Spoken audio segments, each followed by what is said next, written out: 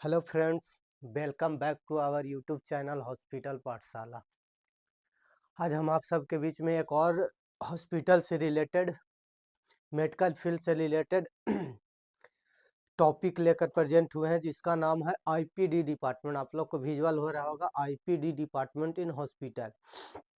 इसका क्या काम है, कैसे वर्क फ्लो होता है, इसका क्या क्या रिस्पॉन्सिबिलिटी है, इसमें क्या क्या मैनेजेरियल इशू होता है, इसका लोकेशन कहाँ होता है, इसमें कौन कौन पेशेंट जाते हैं, पेशेंट क्यों जाते हैं, ये सब चीज़ के बारे में आज हम विस्तार पूर्वक से इस वीडियो में जानेंगे। इतना समझ लीजिए कि आप एक बार इस वीडियो को देखिएगा तो आईपीडी जीवन में कभी नहीं भूलिएगा। अगर जो आईपीडी इस वीडियो का 5% से 10% भी आपको याद है ना, तो आईपीडी नहीं भूलिएगा। देखते हैं आगे। फर्स्ट में है आईपीडी डिपार्टमेंट। इसका एक तरह से डिफिनेशन भी है और मीनिंग्स भी है। पहला पॉइंट,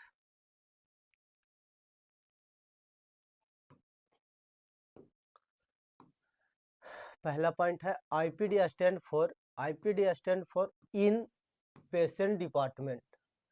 आईपीडी का full form inpatient department होता है, इसे याद रखिएगा। दूसरा point, it's refers to sector of hospitals where patient are admit for medical care require at least one overnight stay 24 hour and more, and are provided with room, boards and continuous nursing care। इस point का मतलब है कि यहाँ पास यह एक hospital का ऐसा सेक्टर है जहाँ पेशेंट एडमिट होते हैं। क्यों? जहाँ पेशेंट एडमिट होते हैं मेडिकल केयर के लिए, और या फिर जो पेशेंट को एटलीस्ट वन नाइट, एक रात रुकना हो या स्टे होना हो, ट्रीटमेंट करवाना हो, ऐसे पेशेंट यहाँ पास आते हैं। एंड प्रोवाइडेड यहाँ पास जो पेशेंट आते हैं वन नाइट के लिए, उनको हॉस्पिटल प्रोवाइड क्या करवाता है? Room, boards, continuous nursing care. लगातार नर्सिंग केयर के अंडर में रहते हैं आईपीडी में। दूसरा point, IPD is the department of hospital. IPD hospital का डिपार्टमेंट है जहाँ where patient are admitted for treatment and keep under medical care for once और मोर डेज। आईपीडी एक ऐसा डिपार्टमेंट है हॉस्पिटल का जहाँ पेशेंट एडमिट होता है। क्यों? ट्रीटमेंट के लिए और कीप अंडर उपचार करवाने के लिए, और कीप अंडर कम से कम keep under medical care for one और मोर डेज। एक दिन या एक दिन से ज़्यादा दिन के लिए मेडिकल केयर में रहने के लिए आईपीडी में पेशेंट एडमिट होता है। तीनों पॉइंट आप लोग समझ गए होंगे।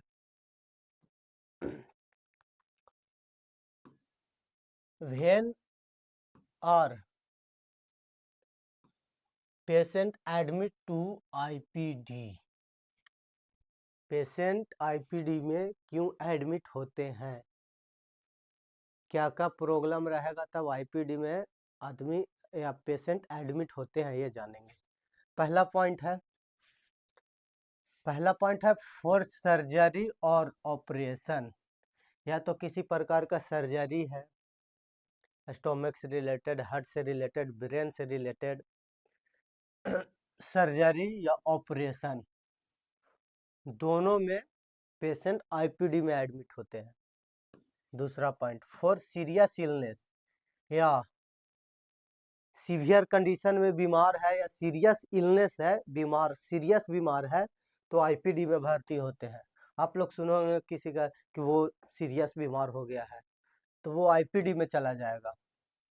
When continuous observation is needed, patient को लगातार ऑब्जर्वेशन की जरूरत होती है, जैसे डायलिसिस वाले पेशेंट या ब्रेन वाले पेशेंट जिनका ब्रेन में सर्जरी हुआ है, उन लोग को लगातार ऑब्जर्वेशन की ज़रूरत होती है, ऑब्जर्वेशन की नीड होती है, इसलिए वो आईपीडी में, या फिर उससे थोड़ा सा कंडीशन ज़्यादा खराब है तो आईसीयू में भर्ती होते हैं, सीसीयू में भर्ती होते हैं।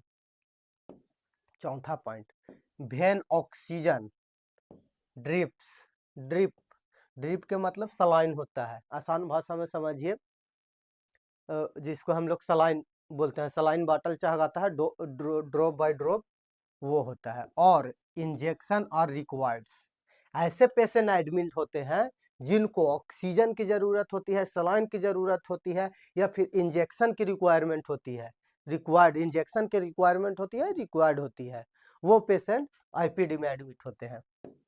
चौथा point, for delivery maternity case, जब वोमेन प्रेग्नेंट होती है, जब उसका डिलीवरी का टाइम आता है, तो वो पेशेंट भी लेबर रूम बोला जाता है। वहाँ मैटरनिटी केस में भी पेशेंट आईपीडी में ही एडमिट होती है। समझ गए ये चीज, कौन कौन पेशेंट जाते हैं। फैसिलिटीज इन आईपीडी, आईपीडी में क्या क्या फैसिलिटीज होता है इसके बारे में देखेंगे, क्या क्या होता है आईपीडी में। पहला पॉइंट, बेड्स होता है, वार्ड्स होता है, वार्ड होता है, प्राइवेट रूम होता है। आईपीडी में आप जाइएगा तो आपको बेड मिलेगा, वार्ड मिलेगा, वार्ड को पूरा जनरल वार्ड बोलते हैं, एक प्राइवेट रूम भी मिलता है। अब बड़े बड़े हॉस्पिटल में एनएबीएच कल पढ़ाए थे, एनएबीएल एक वीडियो हम बताए थे, एनएबीएच जैसी वो सब हॉस्पिटल में आप अगर जयपुर हॉस्पिटल में जाइएगा तो वहाँ आपको प्राइवेट रूम मिलेगा आईपीडी के तर्ज पर। आईसीयू, आईसीयू होता है आईपीडी में, एक्सटेंडेड वर्जन हो गया। 24 घंटा डॉक्टर एंड नर्सेज केयर, मतलब 24/7 आईपीडी में डॉक्टर अवेलेबल होते हैं, 24/7 नर्स अवेलेबल होती है, नर्सिंग केयर अवेलेबल होता है आईपीडी में। तीसरा point, medicine injection IV fluid, ये भी होता है, मेडिसिन होता है, इंजेक्शंस होता है, आईवी फ्लूइड होता है। चौथा पॉइंट, लेबोरेटरी टेस्ट, आईपीडी में अवेलेबल होता है लेबोरेटरी टेस्ट, फैसिलिटीज है आईपीडी का, फैसिलिटीज है। लेबोरेटरी टेस्ट में आ जाएगा blood test, x-ray test, CT scan test, ETC सभी प्रकार का। पंचमा पॉइंट हो जाएगा ऑपरेशन थिएटर सर्विसेज, आईपीडी में का फैसिलिटीज है, ऑपरेशन थिएटर सर्विसेज भी फैसिलिटीज में आता है। छठा पॉइंट है patient meals and nursing care, patient का खाना आईपीडी में दिया जाता है, फैसिलिटीज है, वहाँ पास मिलेगा आपको नर्सिंग केयर, प्रॉपर नर्सेज मिलेगी आपको आईपीडी में। ये देख लिए, क्या अभी हम देखें facilities in IPD. Next video, next topic point है क्या, types of IPD ward, types of IPD ward, कितने प्रकार के आईपीडी होते हैं। हम तो एक बार आईपीडी समझ गए, आईपीडी में भी होते हैं वार्ड बाई वार्ड। देखिए एक जनरल वार्ड होता है, हॉस्पिटल में जाइएगा तो आईपीडी में सबसे कम पैसा इसमें लगेगा। प्राइवेट वार्ड, फिर इससे कुछ ज़्यादा पैसा लगेगा प्राइवेट वार्ड में। तीसरा हो जाएगा आईसीयू, इसमें सबसे ज़्यादा पैसा लगेगा, आईसीयू का चार्ज होता है, इंटेंसिव केयर यूनिट, आईसीयू का फुल फॉर्म। तीसरा होगा मैटरनिटी वार्ड, मैटरनिटी वार्ड भी होता है, वो आईपीडी के अंतर्गत ही आता है। पेडियाट्रिक वार्ड, ये जो आप पांचों चीज देखे हैं, general ward, general ward, private ward, ICU, intensive care unit, maternity ward, paediatric ward, ये सब आईपीडी का पार्ट है। डिफरेंट, नेक्स्ट टॉपिक है क्या, डिफरेंस बिटवीन ओपीडी और आईपीडी में क्या डिफरेंस है, ये हम लोग एक लाइन में समझेंगे। OPD, patient come for consultation and goes home, patient एक दिन में आएंगे, एक ही दिन में चले जाएंगे, सेम डे जाएं, ट्रीटमेंट करवाएं, कंसल्ट किए, जो भी करवाना था कंसल्ट हुआ, सब चीज़ करवाकर एक ही दिन में रिटर्न चले जाएंगे।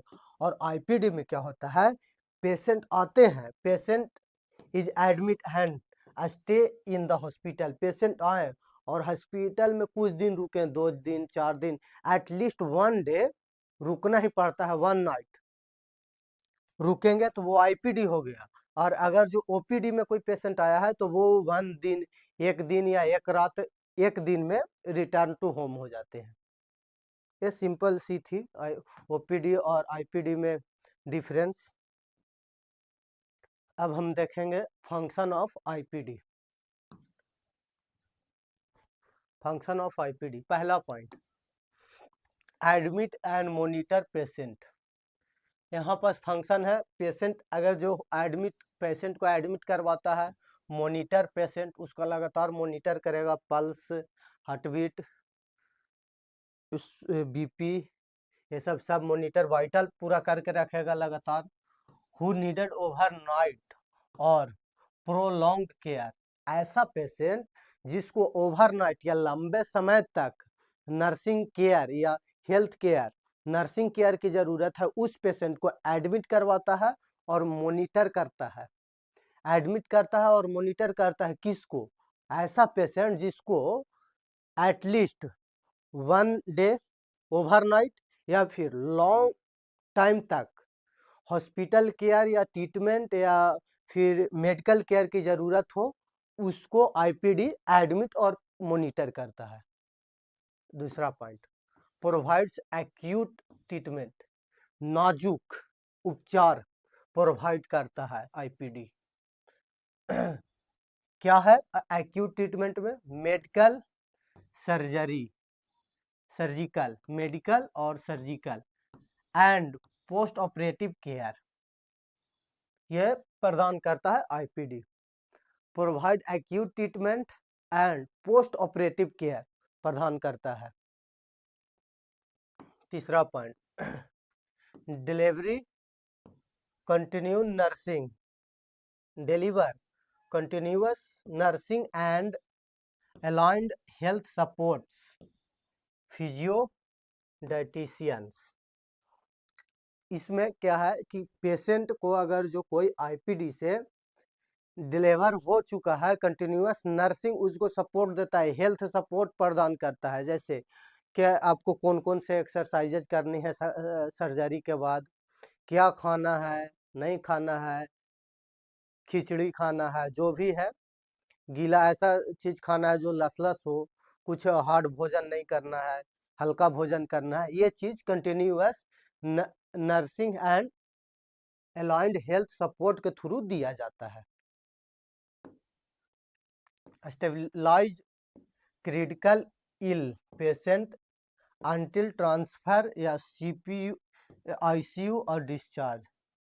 ऐसे पेशेंट जो क्रिटिकल कंडीशन में होते हैं उनको या तो वो ट्रांसफर कर देता है, ट्रांसफर स्लैश आईसीयू में, ट्रांसफर इन आईसीयू कर देगा, आईसीयू में आईपीडी भेज देगा, या तो फिर डिस्चार्ज कर देता है।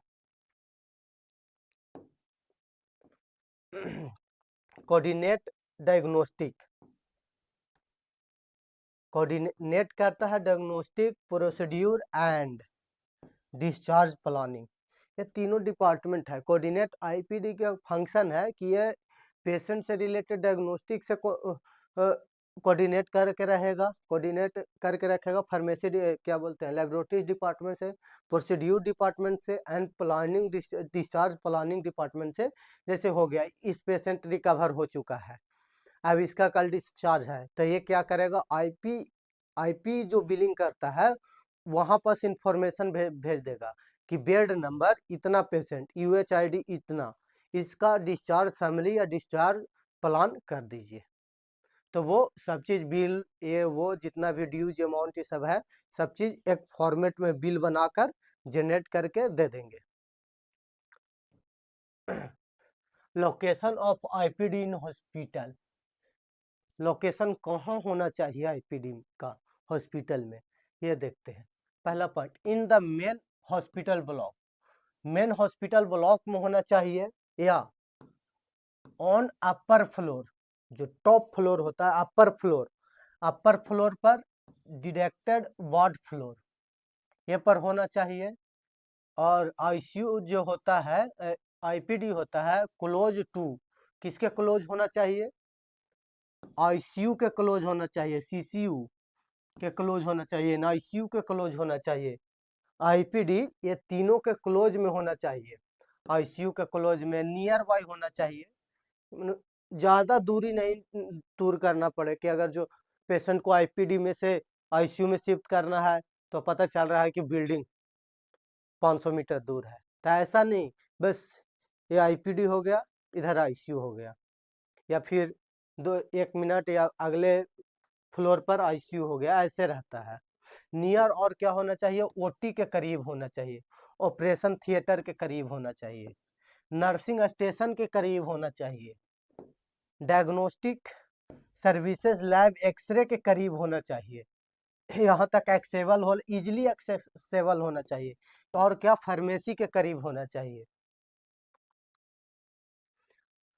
हम देखेंगे मैनेजरियल इशू इन आईपीडी, क्या क्या प्रॉब्लम आता है आईपीडी में, अब वर्क करिएगा तो क्या क्या समस्या आ सकती है, आता ही है मोस्टली, आप काम करिएगा तो ये सब कॉमन समस्या है, ये आपको देखने को मिलेगा, इसलिए इसको पर भी हम गौर कर लेते हैं। पहला, बेड मैनेजमेंट प्रॉब्लम, सबसे ज्यादा प्रॉब्लम यही है, शॉर्टेज और wrong allocation of bed, bed का कमी है और रॉन्ग एलोकेशन ऑफ, मतलब स्पेस नहीं है बेड का रखने के लिए, आईपीडी हम जहाँ पास बनाए हैं वहाँ पास 10 ही बेड रह सकता है, तो और पेशेंट आ गया है 20-25 आ गया है, और कोई किसी को, आपको ये तो पता है बहुत अच्छे से कि आईपीडी में एटलीस्ट 1 नाइट के लिए तो कोई भी पेशेंट आता है 1 नाइट स्टे करेगा, 1 नाइट स्टे करेगा, मतलब लंबे समय तक भी स्टे कर सकता है।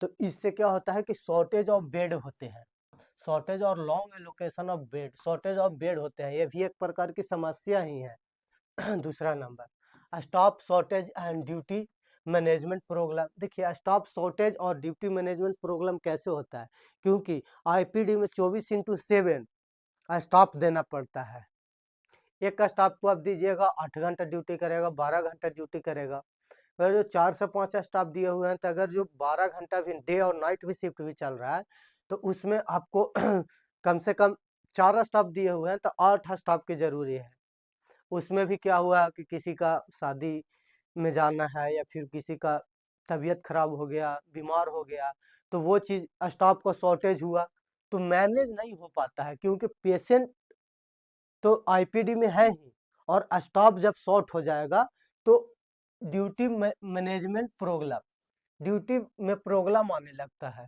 दो, मान लीजिए नाइट शिफ्ट में 2 हैं, 2 स्टाफ हैं तो प्रॉब्लम है, उसको फुलफिल करने के लिए 4 स्टाफ की रिक्वायरमेंट है, वहाँ पास 2 डाले हुए हैं तो प्रॉब्लम तो होगा ही।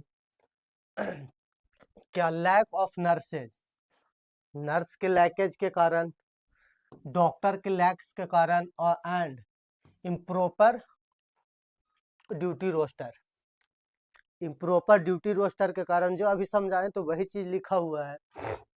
तीसरा point, delay in admission treatment and discharge process, क्या होता है डिले इन एडमिशन, देखिए एडमिशन आईपीडी नहीं करता है, आईपी बिलिंग होता है, मैनेजमेंट के लोग जो बीएचएम करके गए होते हैं ना हॉस्पिटल मैनेजमेंट का कोर्स, वो करते हैं, इसका बिलिंग आईपी बिलिंग कहलाता है, आईपी बिलिंग होता है वहाँ पास एडमिशन, एडमिशन कब करेगा, जब तक आईपीडी में बेड खाली नहीं है, बेड नहीं है, बेड खाली नहीं है तब तक पेशेंट का एडमिशन नहीं होगा, और पेशेंट का एडमिशन नहीं हुआ, एडमिशन हुआ तो मतलब वहाँ पास एडमिट करवाना होगा, एडमिशन नहीं करेगा, एडमिशन नहीं करेगा, यहाँ पे बेड खाली नहीं है तो डिले एडमिशन में करेगा कि आप कल आइए सर्जरी प्लानिंग करके, परसों आइए, 5 दिन बाद आइए, उसको टाइम दिया जाएगा, डेट दिया जाएगा, कॉल किया जाएगा।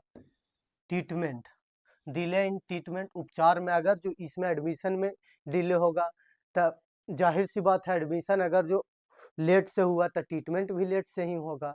And discharge process, discharge process में भी लेट होता है, स्टाफ नहीं है, उसका पूरा बिल बनाना है, 10 दिन रहा है, 10 दिन का पूरा बिल चाहिए, सर्जरी का बिल, टोटल जितना उसका सुई दवाई ये सब हुआ है सब चीज़ का बिल, ये चीज़ में दिक्कत होता है।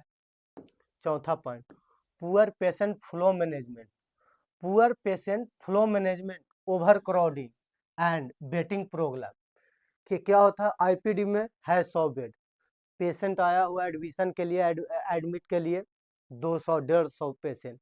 तो यहाँ पास ओवर क्राउडिंग भी हो जाएगा और वेटिंग प्रॉब्लम भी हो जाएगा, क्योंकि कोई कोई ऐसा होता है ना कि जिसका इमिडिएटली सर्जरी करना पड़ता है, जैसे ब्रेन से रिलेटेड, उसको आप रोक नहीं सकते हैं, उसका इमरजेंसी केस है, उसको मतलब फास्ट ही सर्जरी करना पड़ता है। और हॉस्पिटल में ना इमरजेंसी के लिए आईपीडी में कुछ बेड खाली रखा जाता है, या आईसीयू में कुछ बेड को फुलफिल नहीं किया जाता है कि इमरजेंसी में कभी भी कोई डिजास्टर हो तो इतना बेड पर हम फुलफिल कर सकते हैं। ये पॉलिसी है एनएबीएच का। वेटिंग प्रॉब्लम होता है। पंचमा, communication gap between doctor, nurses and other department. देखिए इसमें कम्युनिकेशन गैप कैसे आएगा।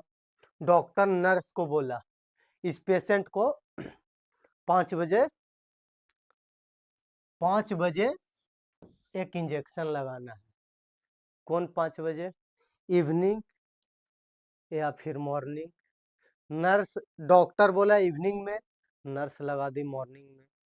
आया कम्युनिकेशन गैप, ये भी होता है। या अदर डिपार्टमेंट में क्या होगा, किसी का रिपोर्ट है लैब का, डॉक्टर लोग खोज रहा है कि रिपोर्ट 10 बजे चाहिए, वो डिपार्टमेंट वाला लैब वाला बोल रहा है कि इस पेशेंट का रिपोर्ट शाम तक आएगा 5 बजे तक। इसमें प्रॉब्लम आएगा। 6 point, poor documentation and record keeping, incomplete और रॉन्ग केस शीट। क्या होता है? Poor documentation and record keeping, poor documentation, incomplete और रॉन्ग केस शीट। देखिए इसमें भी होता है कि आपका नाम गलत हो गया, या फिर नाम गलत हो गया या एड्रेस गलत हो गया, तो जब क्लेम करेगा ना इंश्योरेंस क्लेम, उस टाइम दिक्कत आता है। और रॉन्ग केस शीट हो गया, प्रिस्क्रिप्शन रॉन्ग बन गया, हर चीज में होता है प्रॉब्लम, इसमें भी आएगा। 7 number, medicine and inventory management problem. देखिए डॉक्टर लिखा दवाई ए, यहाँ फार्मेसी में अवेलेबल है ही नहीं, इन्वेंट्री मैनेजमेंट में प्रॉब्लम आएगा, दवाई है नहीं। क्या है?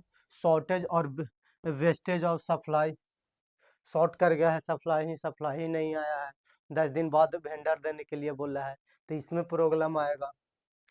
8 में इन्फेक्शन कंट्रोल प्रॉब्लम, ये भी आता है। Proper bathroom, house keeping staff नहीं आ रही है तो बाथरूम प्रॉपर साफ नहीं होगा, उससे भी इन्फेक्शन फैलने का डर होगा। आपको हॉस्पिटल में ऐसे बहुत सारे एरिया होते हैं जहाँ पर साफ सफाई हर 1 घंटे पर, हर 10 मिनट पर, 20 मिनट पर शेड्यूल वाइज होना चाहिए। हाउस कीपिंग स्टाफ नहीं आया तो वो रेगुलर वाइज होगा नहीं, तो क्या होगा? इन्फेक्शन कंट्रोल प्रोग्राम में होगा। Hospital acquired infection due to poor hygiene की वजह से होगा। 9th number, poor quality of patient care and supervision, poor quality of patient care and supervision क्या होगा? नाइट शिफ्ट में, आईपीडी में नाइट शिफ्ट में 4 स्टाफ की जरूरी है, आप 2 स्टाफ दीजिएगा, तो 2 को ही ना मैनेज करना है, तो automatic poor poor patient care तो हो ही जाएगा ना, पुअर पेशेंट केयर ऑटोमेटिक हो गया, और सुपरविजन भी ऑटोमेटिक हो जाएगा। लो क्वालिटी के, उतना समय ही नहीं दे पा रहा है डॉक्टर, ड्यूटी डॉक्टर देना चाहिए 5 है, 2 ड्यूटी डॉक्टर, कहाँ से मैनेज करेगा? ये प्रॉब्लम आएगा। 10 number, safety and security problem, patient fall थिप होना चाहिए, विजिटर इशू, ये चीज़ होता है। क्या होगा? कोई एडमिट है, वहाँ पर एक से ज़्यादा को जाना नहीं है, विजिटर इशू हो जाएगा, नहीं जाने दीजिएगा, वो भी इशू है। हर चीज़ है, सेफ्टी से रिलेटेड इशू है, सिक्योरिटी प्रॉब्लम है, कोई विजिटर आया किसी और का सामान लेके चले गया, क्या कर लीजिएगा? सिक्योरिटी प्रॉब्लम होगा। बिलिंग एंड फाइनेंशियल प्रॉब्लम, क्या अभी बता रहे थे ना, बिलिंग और प्रॉब्लम। देखिए क्या, बिलिंग इरर, बिलिंग करने में अगर जो इरर हो गया तो इंश्योरेंस एंड टीपीए डिनाई कर जाएगा। बिलिंग, आपका नाम अगर जो सोनू लिख रहे हैं तो SONU नहीं लिखाया और दूसरा चीज लिखा गया, इधर से उधर हल्का सा भी हो गया, तो आपका इंश्योरेंस और टीपीए डिले कर देगा, क्लेम ही नहीं होगा, इसमें एरर आता है। 12 number, house keeping and cleanness problem, housekeeping में प्रॉब्लम है, सर सफाई में प्रॉब्लम आता है क्या, डर्टी वार्ड, गंदा आईसीयू वार्ड है, क्या बोलते हैं आईपीडी वार्ड है, पुअर वेस्ट मैनेजमेंट, वेस्ट में मतलब गंदा वेस्ट मैनेजमेंट है, वेस्ट को आप बीएमडब्ल्यू को मैनेज नहीं कर पा रहे हैं। ये सब सभी मैनेजर इशू है जो एक हॉस्पिटल छोटी छोटी चीज़ पर ना बहुत केयर करना पड़ता है। आप हॉस्पिटल में काम करिएगा ना तब आपको पता चलेगा। इसका अब हम सॉल्यूशन देख लेते हैं। अगर जो दर्द हुआ है तो उसका दवा भी हम भी देंगे। Solution of managerial issue in IPD. पहला point, proper bed management system, build up करेंगे proper bed management system, use beds effectively and plan early discharge. Bed का इफेक्टिवली बेड को इफेक्टिवली यूज करेंगे और जो डिस्चार्ज का प्लानिंग होगा पेशेंट को डिस्चार्ज करने का, उसको अर्ली जल्द से जल्द डिस्चार्ज करेंगे। ये नहीं कभी कभी हॉस्पिटल होता है क्या ना, पैसा कमाने के चलते पेशेंट को 2 दिन और रखे हुए हैं आईपीडी में, तो उसको हम डिले उसको जल्दी प्लान करके निकालेंगे, जब टाइम हो गया तो उसको डिस्चार्ज कर देंगे, अर्ली डिस्चार्ज करेंगे। दूसरा, adequate staff management, appointment sufficient staff and make proper duty roster. Appointment sufficient staff, जितना अगर जो 5 स्टाफ की रिक्वायरमेंट है तो 5 स्टाफ हम दे देंगे, and make proper duty roster, सभी का प्रॉपर ड्यूटी रोस्टर लगाएंगे तब स्टाफ में दिक्कत नहीं आएगा। तीसरा, computerise record system, computerise record system करेंगे, maintain patient records properly, use computer, जितना भी पेशेंट आ रहा है सभी का रिकॉर्ड हम मैन्युअली कोई भी नहीं रखेंगे, सबको हम कंप्यूटराइज रखेंगे। यूएचआईडी नंबर डालें, पूरा पेशेंट का डाटा खुल गया, ये रखेंगे। Planned and fast discharge system, plan करेंगे फास्ट डिस्चार्ज करने के, complete billing and report on time, report में डिले नहीं करेंगे, बिलिंग करने में डिले नहीं करेंगे तो पेशेंट का डिस्चार्ज फास्ट हो जाएगा। Good coordination and communication, improve team work among doctor और स्टाफ, इसमें हम इम्प्रूव करेंगे टीम वर्क को, इम्प्रूव करेंगे डॉक्टर और स्टाफ के बीच में कि कोई ब्लीच नहीं आए, उसको हम इम्प्रूव करेंगे। 6 नंबर में, effective infection control measures, follow cleaning hygiene and best management rule, हम फॉलो करेंगे क्लीनिंग को, फॉलो करेंगे, मानिए रोस्टर बना दिए कि हाँ हर 10 मिनट पर या आधे घंटे पर क्लीनिंग होना चाहिए, हाइजीन को मैनेज, बेस्ट मैनेजमेंट रूल को फॉलो करेंगे, हम रूल्स को फॉलो करेंगे।